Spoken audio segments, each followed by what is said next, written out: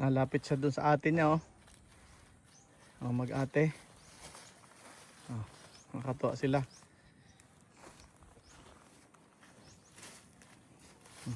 Laki na nung isa, oh. Halos kasing taas na nung nanay niya. Nakakatuwa. Ang ganda, no? Kala namin hindi pa buntis, eh. Tapos bigla na nung lumaki yung ugat sa tiyan. Tapos lumaki din yung dede niya. Sumangkal. Sabi ng inay. Ayan, oh, lalapit na nun sa akin, oh. Oh. Ang bait-bait.